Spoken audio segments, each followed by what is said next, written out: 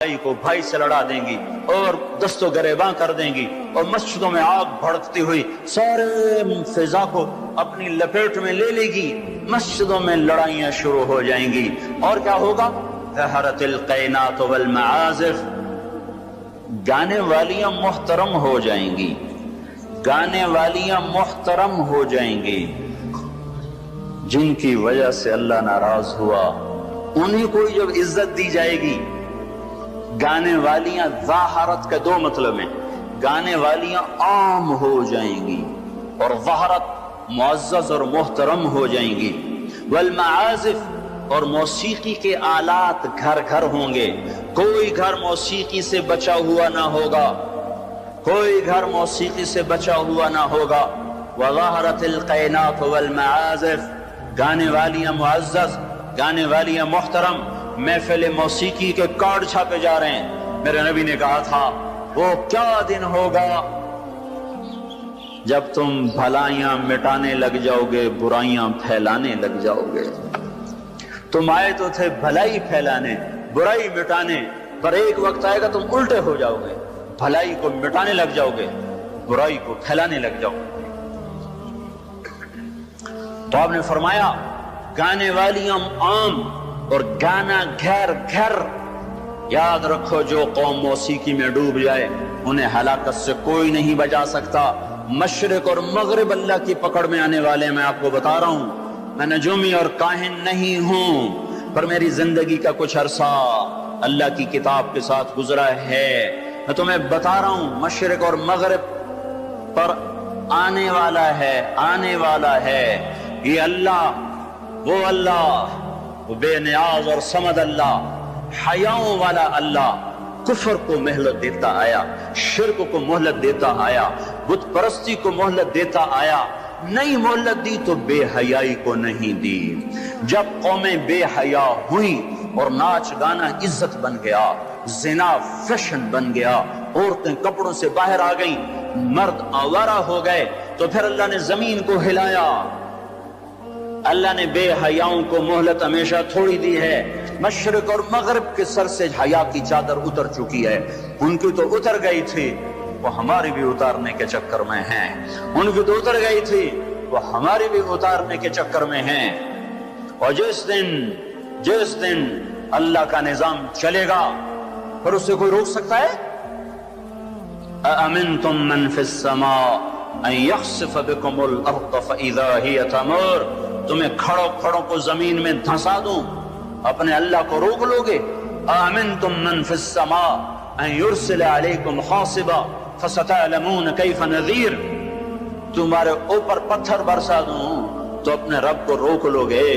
وَلَقَدْ كَذَّبَ الَّذِينَ مِنْ قَبْلِهِمْ فَكَيْفَ كَانَ نَكِيرٌ، تم سے پہلوں نے جھٹلایا، تیرے رب نے پکڑ کے دکھایا، کچھ تو عبرت کی نظر سے دیکھو۔ مہنجو داڑو چلو بہت دور ہے، ٹیکسلا کیوں نہیں چلے جاتے ہو؟ یہ گندھارا کی تہذیب پہ کیوں نہیں کھڑے ہو کہ تم غور کرتے ہو؟ ان کے ٹوٹے مکان، ان کی دفن شدہ تہذیبیں اور ان کے ویران حویلیاں، مہنجو داڑو کی تہذیب، ہڑپا کی تہذیب، یہ تو میرے دیش کے اندر ہے، مجھے باہر نہیں جانا پڑے گا، مجھے روم کے کھنڈر دیکھنے کے لیے اٹلی جانے کی ضرورت نہیں ہے، اردن جانے کی، ترکی جانے کی ضرورت نہیں ہے، یہی کھنڈر بتا رہے ہیں۔ میں بھی کبھی کسی کا سر پر غرور تھا۔ یہ اللہ نے تہذیبوں کو کھنڈر کب بنایا؟ جب نافرمان ہوئے۔ لوط علیہ السلام کی قوم بے حیا تھی، ان کے کفر کا الزام سارے قرآن میں ایک دفعہ لگا ہے ان پر۔ جب بھی نبی کہتا تھا تم غلطی کرتے ہو تو اور انبیاء ان پر کفر کا تم کیوں اللہ کا انکار کرتے ہو، تم کیوں اللہ کا انکار کرتے ہو؟ لوط علیہ السلام کو لوط علیہ السلام نے، اللہ نے صرف ایک دفعہ کہا کہ یہ کفر کرتے ہیں، باقی ہر دفعہ جتنی دفعہ اللہ نے ان پر لعنت کی تو کہا تم کیسے بے حیا ہو، یہ تم کیا کام کرتے ہو، تم کیسے بے حیا ہو، تم مردوں سے شہوت پوری کرتے ہو۔ ما سبقکم بہا من احد من العالمین، اس ظالموں تم سے پہلے یہ گندا کام کسی نے نہیں کیا، یہ تم کیا کر رہے ہو؟ جب دھرتی پر یہ کام لوط علیہ السلام کی قوم کا عمل جب دو آدمی کرتے ہیں تو اس جگہ کے فرشتے اٹھ کر اوپر چلے جاتے ہیں کہ ابھی اللہ نے زمین کو ہلایا اور ابھی ہلایا اور ابھی عذاب آیا اور ابھی عذاب آیا. تو لوط علیہ السلام کی قوم پہ اللہ نے 4 عذاب پھینکے ہیں کٹھے. اور 5واں زلزلہ. پہلے آیا زلزلہ، پھر آئی فرشتے کی چیخ، پھر اوپر پڑی پتھروں کی بارش، پھر ان کے چہرے، ان کی آنکھیں گئی دھسا دی گئیں، اور پھر ان کو اللہ نے یوں اٹھایا اور پلٹا کے یوں مارا. فجعلنا عالیہا سافلہا وامطرنا علیہا حجارۃ من سجیل منضود مسومۃ عند ربک وما ہی من الظالمین ببعید. عجیب بات بتاؤں، پتھروں پہ نام لکھ کے تھے، یہ پتھر فلاں خبیث کے سر پہ پڑے گا، یہ فلاں بدبخت کے سر پر پڑے گا. لوط علیہ السلام کی بیوی ایمان نہیں لائی تو اللہ تعالیٰ کے فرشتوں نے کہہ دیا تو بچ جائے گا، تیری بیوی کے سر پہ پڑے گا پتھر. اور لوط علیہ السلام اتنے تنگ آ چکے تھے، فرشتوں نے انہوں نے پوچھا کب عذاب آئے گا؟ لوط علیہ السلام نے پوچھا فَاسْرِ بِأَهْلِكَ بِقِطْعٍ مِّنَ اللَّيْلِ وَلَا يَلْتَفِتْ مِنْكُمْ أَحَدٌ وَامْضُوا حَيْثُ تُؤْمَرُونَ. لوط علیہ السلام کہنے لگے عذاب کب آئے گا؟ تو فرشتوں نے کہا ان موعدہم الصبح. ابھی نہیں، ان موعدہم الصبح، جب صبح کا چاندنا ہوگا تو ان پر عذاب آئے گا. لوط علیہ السلام اتنے تنگ آ چکے تھے، کہنے لگے نہیں نہیں نہیں نہیں، صبح بڑی دور ہے، ابھی لاؤ ابھی لاؤ. تو جواب میں فرشتوں نے کہا الیس الصبح بقریب، صبح بھی تو قریب ہی ہے. الیس الصبح بقریب ان موعدہم الصبح الیس الصبح بقریب، یہ قرآن کی آیت ہے. فرشتوں نے کہا بس 3-4 گھنٹے کی بات ہے، نکلو. فلما اتاہا امرنا، پھر اللہ کا امر آیا. کہاں ہے اللہ؟ کیا ہمارا کیا پڑھے لکھا دور ہے، سائنس کا دور ہے، ترقی کا دور ہے، پلیٹیں ہلتی ہیں، اللہ ویلا بیٹھا ہوا ہے. ہاں واپس آؤ واپس آؤ. عقل کی پرستش نے یونان کو کیا دیا، رب کی پرستش نے دیا جو بھی دیا. اللہ اس کے رسول کی غلامی سے سہرے بندے ہیں، جس کے بھی بندے ہیں. وہی عزت کی سیڑھیوں پر چڑھا ہے جس نے اللہ رسول کے غلامی کا دم بھرا ہے، جس نے ان کی چوکٹ کو چوما ہے، وہی دنیا اور آخرت میں سرخرو ہوا ہے. بے حیا معاشرہ ٹوٹ جاتا ہے اور بے حیائی ننگی ہو کے ناچ رہی ہے. کیا حیرت کی بات ہے کہ ننگے ناچ سکرین پہ دکھائے جا رہے ہیں اور دیکھنے والے مزے سے بیٹھے دیکھ رہے ہیں. تو کیا میرے اللہ کو غیرت نہ آئے گی؟ میں یہ لوط علیہ السلام کی قوم کے علاقے میں پھرا ہوں، 300 میل کا علاقہ ہے، غور آج کل اس کو کہتے ہیں. پوری پٹی پہ پھرا ہوں. وہ سارا پہاڑی علاقہ ہے، اسلام آباد کے پہاڑوں میں سب بڑے نہیں، چھوٹے چھوٹے خوبصورت پہاڑ. چلتے چلتے ایک دم بیچ میں نشیب آتا ہے اور یوں زمین 300 میل تک بیٹھی ہوئی نظر آتی ہے. عربی زبان میں بیٹھی چیز کو غور کہتے ہیں. یہ زمین کیسے بیٹھ گئی؟ جب لوط علیہ السلام کی بستی کو اٹھایا اور اٹھا کر اوپر سے زمین پر مارا تو وزنی چیز جب زمین پر گرتی ہے تو دائیں بائیں زمین نیچے بیٹھ جاتی ہے. اس طاقت سے وہ بستی زمین پر گری کہ 300 میل تک ساری زمین بیٹھ گئی. تو لوط علیہ السلام صبح نکلے، نکلنا تھا کہ پہلے زلزلہ آیا، زلزلہ آیا، پھر فرشتے کی چیخ آئی، پھر پتھر برسنے لگے، چیخ و پکار. لوط علیہ السلام نے بیوی سے کہا تھا پیچھے نہ مڑ کے دیکھنا، پر اللہ کا فیصلہ ہو چکا تھا کہ اس کا بھی سر ٹوٹنا ہے. تو چلتے چلتے چلتے بس وہ نہیں رہ سکی، ذرا یوں اتنی کو گردن ٹیڑھی ہوئی تھی کہ اوپر سے پتھر آیا اور اسے بھوسا بنا کے پھینک دیا. تو میرے بھائیو، ہم سب خطرے کی لپیٹ میں ہیں، باری لگ چکی ہے، نمبر بہ نمبر، نوبت بہ نوبت. یہ ہوگا، یا لوگ توبہ کریں گے یا اللہ کی نشانیاں کھل کے آئیں گی. جب یہ ہوگا، جب یہ ہوگا، جب میری امت گانے بجانے کو جو قومیں گانے بجانے میں ڈوبتی ہیں وہ ہلاک ہو جاتی. چلو میں کہتا ہوں وہ جو قرآن بھی پرانی کتاب اور حدیثیں بھی پتہ نہیں ہیں کہ نہیں ہیں. کتنا ایک طبقہ ہے جاہلوں کا جو یہ بھی کہتا ہے اقبال کو تو مان لو تمہارا شاعر مشرق ہے، حکیم الامت کا لقب پایا ہے۔ 1996 میں انڈونیشیا جماعت میں گیا تھا تو وہاں کا جنرل حبیبی تھا مسلمانوں کا لیڈر، اس سے ملاقات پر اس نے کہا کہ آپ کے شاعر اقبال کی پوئٹری کو ہم نے اپنی زبان میں ٹرانسلیٹ کر کے اپنے نوجوانوں میں جذبہ پیدا کیا۔ میں نے کہا ہماری قوم تو اس کی قدر نہ کر سکی، 100 سمندر پار کی قوم اس کی شاعری سے انقلاب لے آئے، اور انہیں گانوں سے ہی فرصت کوئی نہیں۔ تو اقبال نے کیا کہا تھا؟ تجھ کو بتاتا ہوں کہ تقدیر امم کیا ہے، تمہیں بتاؤں میں قوموں کے عروج و زوال کی کہانی، شمشیر و ثنا اول طاؤس و رباب آخر۔ جب وہ اٹھتی ہیں عزت کے زینوں پر تو نیزوں کی کھڑکھڑاہٹ اور تیروں کی سنسناہٹ اور تلواروں کی جھنکار ان کا نغمہ ہوتا ہے، اور جب وہ ذلت کے گڑھوں میں گرتی ہیں اور پستیوں میں گرتی ہیں تو پھر تان سین ان کا بڑا آدمی بن جاتا ہے، پھر تان سین کے قصیدے پڑھے جاتے ہیں، پھر گلوکاروں کو فنکار بنایا جاتا ہے، پھر ناچنے والیوں کو فنکارہ بنایا جاتا ہے۔ ہائے ہائے ہائے ہائے، 6 لاکھ کو کیا جواب دو گے؟ پاکستان کے عوام کے کو 3 ہستیوں کا سامنا ہے، ساری دنیا کو 2 کا سامنا، ایک اللہ کا ایک اس کے رسول کا، پاکستان والوں کو 3 کا سامنا ہے، ایک اللہ کا، ایک اس کے رسول کا، اور ایک ان 6 لاکھ کا جن کی ہڈیوں پر اس ملک کو تعمیر کیا گیا۔ وہ معصوم بچے جو درختوں سے لٹکا کر سینے کے پار کیل کر دیے گئے، وہ عزت مآب بیٹیاں جو خاک و خون میں لوٹا دی گئیں، وہ نوجوان اور بوڑھے جن کی لاشوں سے ٹرینیں بھر بھر کر لاہور کے اسٹیشن پر آتی تھیں۔ ہاں، میں تو مہاجر نہیں ہوں، لوکل آدمی ہوں، لوکل زمیندار کا بیٹا ہوں۔ میرے ابا کا ایک مہاجر دوست تھا، اس کی ایک دفعہ وہ کہانی سنا رہا تھا میرے باپ کو، میں بیٹھا سن رہا تھا۔ ہمارے ڈیرے پر جالندھر سے بھاگا، کمیاں صاحب سارا ہی خاندان کٹوا کے نکلا۔ کیا خیال ہے یہ 6 لاکھ تو ایسے پڑا ہے، اس سے زیادہ ہی ہوگا، یہ تمہارے گریبان پکڑیں گے، اسی لیے بنایا تھا ملک کے جگہ جگہ زنا کے اڈے کھل جائیں، شراب بکے، ناچ گانے کی محفلیں ہوں، ہمارے خون کی یہی قیمت ہے۔ ہائے،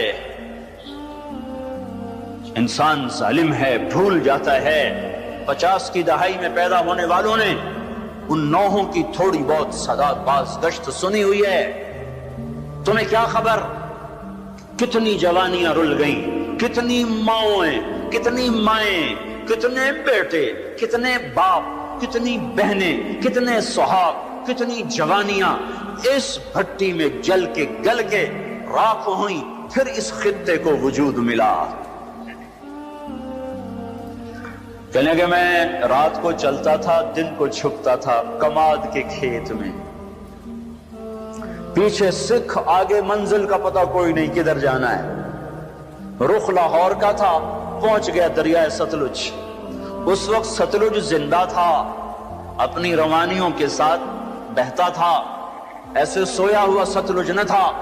اب آگے ستلج، پیچھے سکھ، یا کرپان پڑے یا پانی، 2 میں سے ایک ضرور ہے، یا اگر آگے موت یا پیچھے موت۔ کیا میرے جی میں آیا سکھوں کے ہاتھوں مرنے سے بہتر ہے پانی میں مر جاؤں۔ تیرنا نہیں آتا تھا کہ میں نے ایک لکڑی اٹھائی، اس کو آسرا بنایا، میں نے کہا اے مولا زندگی ہے تو پار لگا دے، تیرنا مجھے آتا نہیں۔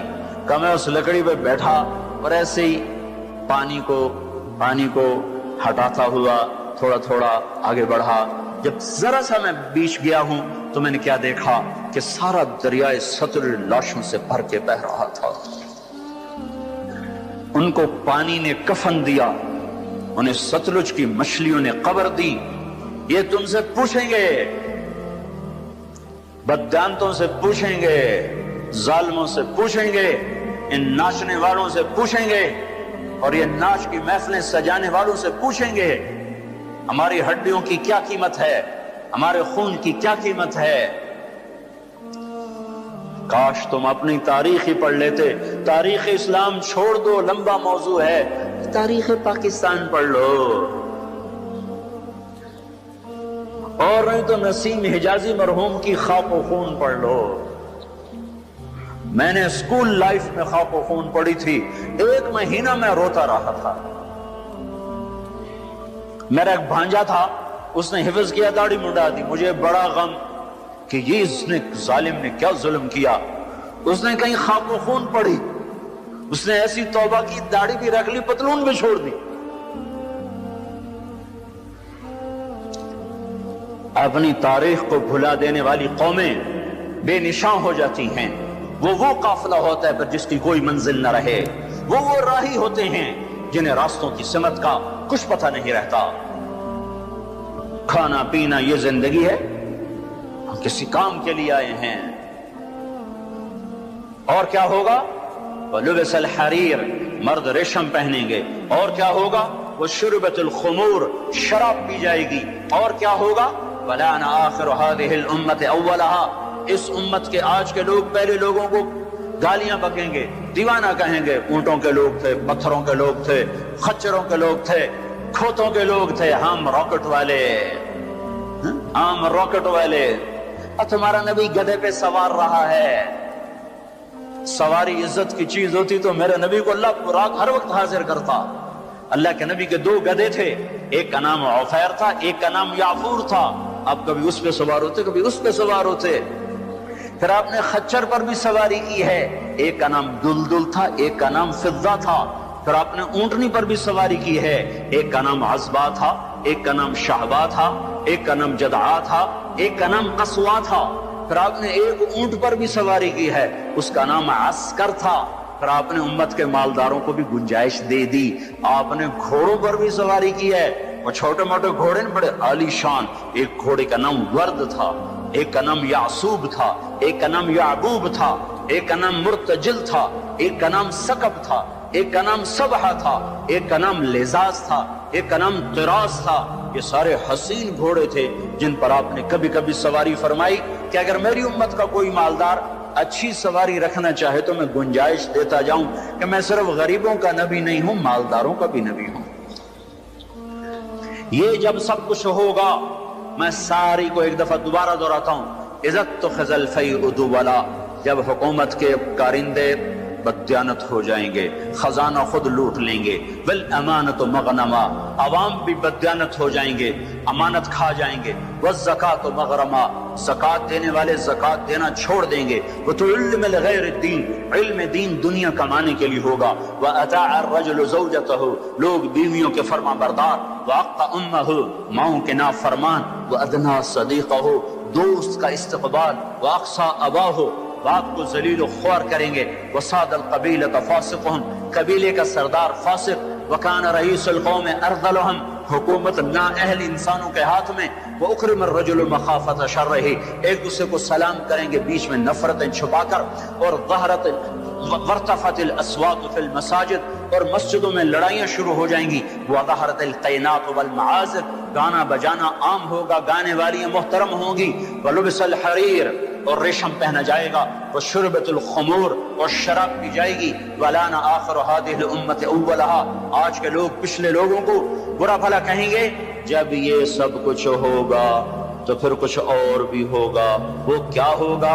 فَلْيَرْتَكِبُوا عِنْدَ ذَلِكَ رِيحًا حَمْرَاءَ وَزَلْزَلَةً وَخَسْفًا وَقَذْفًا وَآيَاتٍ مُتَتَابِعَاتٍ، تو پھر میری امت انتظار کرے، ان پر ہوائیں پاگل بن کے جھپٹیں گی، ہواؤں کا رنگ سرخ ہو جائے گا، زمین زلزلوں پہ آ جائے گی، زمین میں دھسا دیے جائیں گے، پتھر برسا دیے جائیں گے، اور اوپر نیچے عذاب کے دہانے کھل جائیں گے۔ جب تک توبہ نہ ہوگی یہ راستہ بند نہ ہوگا، یہ پکڑ بند نہ ہوگی۔ میرے بھائیوں، آپ سب کی میں منت کرتا ہوں، ہاتھ جوڑتا ہوں، اور اعتکاف والوں کا شکر گزار ہوں کہ انہوں نے اللہ کے غصے کو ٹھنڈا کرنے والا کام کیا۔ آپ سب سے بھی کہتا ہوں کہ ہم سب اللہ کے دربار میں جھک کر توبہ کریں۔ یہ توبہ کا وقت ہے، یوم دعا منانے کی چیز نہیں ہے، وہ یہ رونے کی چیز ہے، رو کہ وہ روٹھا ہوا ہے، اور اسے منانا سب سے آسان ہے، سب سے آسان ہے۔ میرے ایک بزرگ مجھ سے ناراض ہو گئے، ڈیرے میں, بھرے ڈیرے میں 1 گھنٹہ میں زمین پر بیٹھ کے ان کی منتیں کرتا رہا.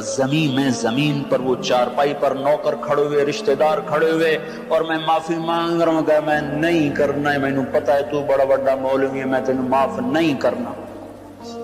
1 گھنٹہ منتیں کروا کر پھر معاف کیا. خون کا قریبی رشتہ. اور میرا اللہ کیسا ہے, میرا اللہ کیسا ہے؟ اے ہے یا ابن آدم لو بلغ الذنوب عنان السماء ثم استغفرتنی غفرت لك ولا ابالی. میرا بندہ حوصلے نکال لے گناہ کرنے کے. اتنے کر کے اسلام آباد کو نہ بھر, اتنے کر کے پاکستان کو نہ بھر, ہند و سندھ کو نہ بھر, 7 زمینوں کو بھر دے. پھر تہ بتہ گناہوں کو رکھتا جا اور خلاؤں کو بھر دے. چاند تاروں کی روشنی چھین لے, سورج کو کالا کر دے اپنے گناہوں سے, اور اپنے گناہوں کو میرے آسمان کی چھت کے ساتھ آ کر پھنسا دے. اتنے گناہ کرنے کے بعد تو نے 1 دفعہ اگر کہہ دیا یا اللہ معاف کر دے تو میں سارے معاف کر دوں گا. ولا ابالی. کوئی ہے مجھے پوچھنے والا؟ مجھے کوئی پوچھ سکتا ہے کہ کیوں معاف کیا؟ مجھے کوئی پرواہ نہیں ہے. تم توبہ کرنے والے بنو, مجھے معاف کرنے میں دیکھو گے کوئی دیر نہ لگے گی. من تقرب الی تلقیتہ من بعید. ساری زندگی کٹ گئی عشق بتا میں. مومن سے چوک ہو گئی, یا ویسے شاعری کی ترنگ میں کہہ دیا آخر عمر میں کیا خاک مسلمان ہوں گے.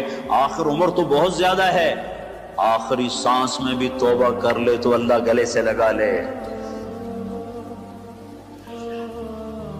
جو اپنے گناہوں کا بوجھ لے کر ندامت کے آنسو بہاتا ہوا بوجھل قدموں کے ساتھ اللہ کے گھر کی طرف بڑھتا ہے کہ آج اللہ کو منانے جا, آج اس سے صلح کرنے جا رہا ہوں. ماں کو منانے جاؤ وہ بات نہیں کرتی, باپ کو مناؤ وہ الٹا پٹائی کرتا ہے, بھائی کو منانے جاؤ وہ دروازہ نہیں کھولتا, اور رب کو منانے جاؤ کب جب بال بال گناہوں میں جکڑا ہوا, جب رواں گناہوں کا گٹر بنا ہوا, جب پیچھے مڑ کے دیکھو تو کوئی ایک کرن کہیں نیکی کی نظر نہ آتی ہو. سیاہیوں میں لتھڑا ہوا, گندگیوں میں ڈوبی ہوئی یا ڈوبا ہوا, لتھڑی ہوئی یا لتھڑا ہوا, غفلت میں زندگی گزارنے والی یا گزارنے والا, جب یہ بوجھل قدموں سے اللہ کی طرف بڑھتا ہے تو میرا اللہ کہتا ہے ٹھہرو, میں تیرے استقبال کے لیے عرشوں سے نیچے اتر کے خود آگے آ رہا. تلقیتہ من بعید. آؤ جی آؤ جی, ہم آگے نہیں بڑھ جاتے اپنے قریبی دوست کے لیے, آؤ جی آؤ جی. تو یہ کچھ میرا اللہ کہہ رہا ہے, جو توبہ کرنے میری طرف آتا ہے میں آگے بڑھ کے اس کا استقبال کرتا ہوں. ومن اعرض عنی نادیتہ عن قریب. جو مجھ سے روٹ جاتا ہے اس کو خود قریب جا کے بلاتا ہوں. الی عین اولک رب غیری.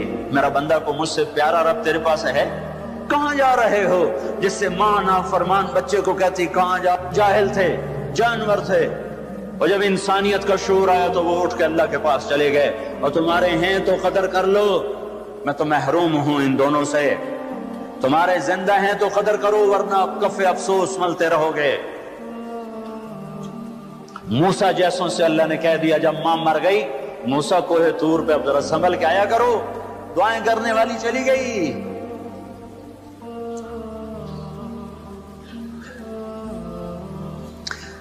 ہائے, تو میرا اللہ کیا کہتا ہے, آؤ آؤ میں تیرا استقبال کرتا ہوں, آ جا.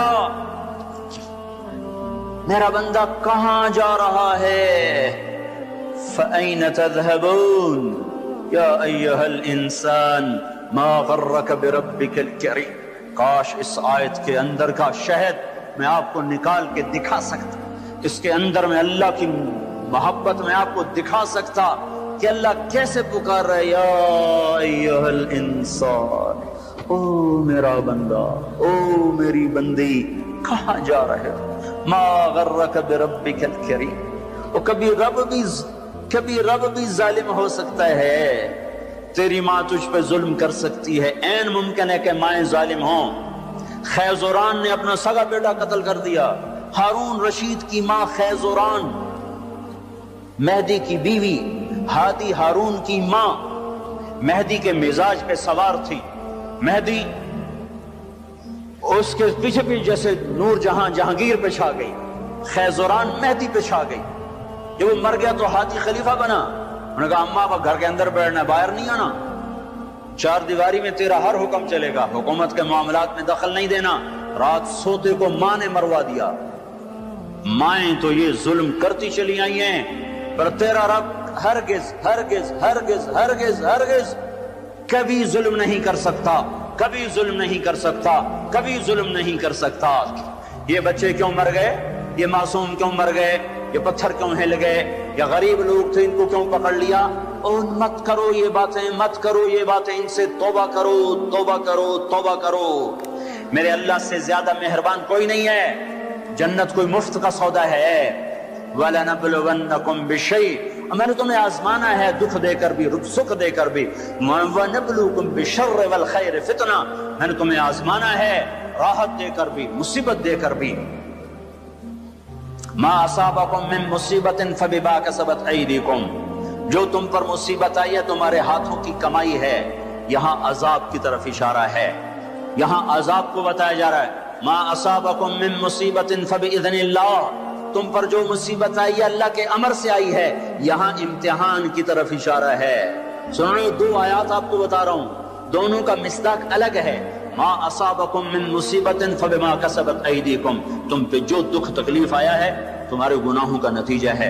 ما اصابکم من مصیبت فباذن اللہ، تم پر جو مصیبت آئی ہے اللہ کی اجازت سے آئی ہے. یہ باذن اللہ، بما کسبت ایدیکم، بما کسبت ایدیکم پر جب زمین آسمان ہلتے ہیں تو اللہ کا عذاب ہوتا ہے، اور باذن اللہ پر جب زمین آسمان ہلتے ہیں تو اللہ کا امتحان ہوتا ہے. اچھا چلو ان پر یہ تو گناہگار بھی ہوں گے، کون سے معصوم تھے، گناہگار بھی ہوں گے. اللہ تعالیٰ ایک حدیث میں آتا ہے اللہ اپنے بندے کے لیے جنت میں ایک مقام طے کرتا ہے، وہ اپنے عمل سے پہنچ نہیں پاتا تو اللہ اس کو مصیبت ڈال کے اس کو وہ مقام عطا فرما دیتا ہے. اور اللہ تعالیٰ جنت میں جب مصیبت زدہ لوگوں کو بلائے گا، مصیبت والے آ جاؤ، اعلان ہوگا 8 اکتوبر کے زلزلے والے آ جاؤ.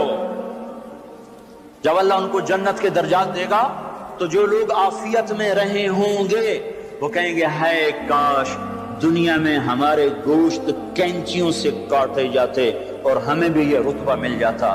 کینچی کیوں کہا، تلوار کیوں نہیں کہا، خنجر کیوں نہیں کہا؟ کہ تلوار اور خنجر کام تیزی سے دکھا جاتے ہیں، کینچی تو کپڑا کاٹنے کے لیے ہے، بوٹی کاٹنے کو تو نہیں ہے. اس بات کی طرف اشارہ ہے کہ کینچیوں سے ہمیں کاٹتے، رگ رگ ہماری پھڑکتی اور دکھتی اور ہم ہائے ہائے کرتے مرتے، پر اگر ہمیں یہ مل جاتا تو ہمیں کوئی نقصان نہ تھا. تو اللہ اچھوں کو بھی آزماتا ہے، بروں کو بھی. آزمائش کے بعد لوگوں میں کفر بڑھے تو عذاب کی نشانی ہے، آزمائش کے بعد لوگوں میں توبہ آئے تو یہ اللہ پاک کے امتحان کی نشانی ہے. اللہ تعالیٰ نے پہاڑ ہلائے، چلو ان میں قصوروار بھی تھے، بے نمازی بھی ہوں گے اور دوسرے کاموں والے بھی ہوں گے. امام حسین نے کیا قصور کیا تھا جو سینہ چھید دیا گیا؟ کیا قصور کیا تھا امام حسین نے؟ وہ سینہ جس کو یعنی حسن حسین وہ ہستیاں ہیں جن کی بوٹی بوٹی پر اللہ کے نبی نے بوسے لی، ایسے چوما یہاں تک چوما، صرف سر اور ماتھا نہیں چوما. کیا قصور کیا تھا امام حسین نے؟ یہ کیا عذاب آیا نعوذ باللہ. میں آج کے ذہن کی ترجمانی کر رہا ہوں. اللہ کے نبی گلی میں گزرے، بچے کھیل رہے، امام حسین بھی کھیل رہے، تو آپ نے کہا پکڑو بھائی حسین کو، جیسے بڑا آدمی چھوٹے کے پیچھے بھاگتا ہے، پکڑو بھائی پکڑو. تو آگے امام حسین بھاگے ادھر گئے، تو آپ آگے سے آ گئے، پکڑو بھائی پکڑو، تو وہ ادھر چلے گئے. پھر آپ آگے سے آئے، پکڑو بھائی پکڑو. اب وہ جیسے بچہ یوں سمجھتا ہے میں بڑا دلیر ہوں، میرا پیو مینوں نپے نہیں سکتا، میں کیڈا بڑا ایتھلیٹ بن گیا. تو وہ یہی کچھ امام حسین کر رہے تھے، کبھی ادھر ہوتے کبھی ادھر ہوتے، ہمارے نبی کبھی آگے ہوتے کبھی پیچھے ہوتے، یہاں تک کہ ان کو ایسے پکڑ کے اٹھایا اور ان کے ہونٹوں اور ماتھے کو چوما اور فرمایا حسین مجھ سے ہے، میں اس سے. اب اس کو کیوں سین ہائے کیا تیر لگے ہیں، کیا تیر لگے ہیں، کیا تیر لگے ہیں. ادھر آ ستم در ہنر آزما، تو تیر آزما ہم جگر آزمائیں. وہ صرف حسین تھوڑا ہی شہید ہوئے، 16 آل رسول میں سے شہید ہو گئے. امام حسن کے بیٹے قاسم اس قافلے کے سب سے حسین نوجوان تھے. جب سارے جان نثار شہید ہو گئے تو پھر اہل بیت کی باری آئی، تو سب سے پہلے قاسم نے اپنی جان کا نذرانہ پیش کیا اور آ کر اپنے چچا کے سامنے کھڑے ہوئے، بیچ میں لوہے کی دیواریں، ان پر جو تلوار پڑی ہاتھ پر ہاتھ کٹ کے الگ ہوا، زمین پر گرا، ان کا یا عمّا، ہے چچا۔ تو امام حسین کہاں پہنچتے، لوہے کو چیرتے چیرتے جب پہنچے تو ظلم اپنا کام دکھا چکا تھا، اور بیٹا بھتیجا آخری سانسوں میں ہچکیاں لے رہا تھا، تو اس کے سرانے کھڑے ہو کر کہا، قاسم میرے بیٹے، آج تیرے چچا کے دوست بڑے تھوڑے ہیں اور دشمن بڑے زیادہ ہیں، اللہ ناصرہ وکفر باطرہ، وہ کیا دن ہوگا جب اللہ کا رسول تیری طرف سے خود مدعی بن کے عدالت میں آئے گا، اس دن ان کو کہاں جائے پناہ ملے گی۔ ایک دفعہ تلواریں رک گئی امام حسین کے یہ بول سن کر، ان کو اٹھایا، سینے سے چمٹا کر ان کے پاؤں زمین پہ لگتے جا رہے تھے، جہاں پہلے جعفر کے بیٹے شہید ہوئے پڑے تھے، جعفر کے بیٹے عون، عبداللہ، محمد، عون اور محمد یہاں شہید ہوئے ہیں، عبداللہ زندہ سلامت رہے جن سے حضرت جعفر کی نسل چلی، عون اور محمد کے ساتھ جا کے قاسم کو لٹا دیا۔ 16 آخری شہزادہ عبداللہ، امام حسین کے 4 بیٹے شہید ہوئے، علی الاکبر، علی الاوسط، ابو بکر، عبداللہ، 4 بیٹے شہید ہوئے۔ آخری بچے عبداللہ ہیں، 2 سال کا، ان کو بلوایا ملنے کے لیے، پیار کرنے کے لیے، خود رہ گئے، بچہ رہ گیا تھا، اب جانے کا وقت آ چکا ہے، تو اس کو پیار کر کے وہ بچہ ایسے تڑپ رہا تھا پیاس کی شدت سے، اتنے میں ایک سنسناتا تیر آیا اور عبداللہ کے سیدھا آ کر گلے میں لگا، خون کا فوارہ چھوٹا، اسماعیل علیہ السلام کی پیاس بجھائی زمزم کے پانی سے، اور حسین کے لال کی پیاس بجھائی اس کے اپنے خون جگر سے۔ یہاں دل پھٹ گیا ہے، دل ہی تو ہے نہ سنگ و خشت، درد سے بھرنا آئے کیوں، صبر کا پیمانہ لبریز ہو گیا، اور بیٹے کے خون کو دونوں ہاتھوں میں لے کر ایسے لب بنا کر یوں آسمان کی طرف اٹھایا، کہ میرے رب اگر تو نے اپنی مدد کو روک لیا ہے تو میرا تجھ سے گلہ کوئی نہیں ہے۔ ہمیں یہ سبق دیا گیا ہے کہ اللہ کوئی مصیبت لائے، یا اللہ ہم تیرے غلام، ہم تیرے غلام۔ سنو، ابن ماجہ کی روایت ہے کہ آپ نے فرمایا اگر اللہ تعالیٰ ساری دنیا کے انسانوں کو، ساری دنیا، سارے آسمان کے فرشتوں کو جہنم میں ڈال دے تو اللہ ظالم نہیں ہے، اللہ کریم ہے، کریم ہے، کریم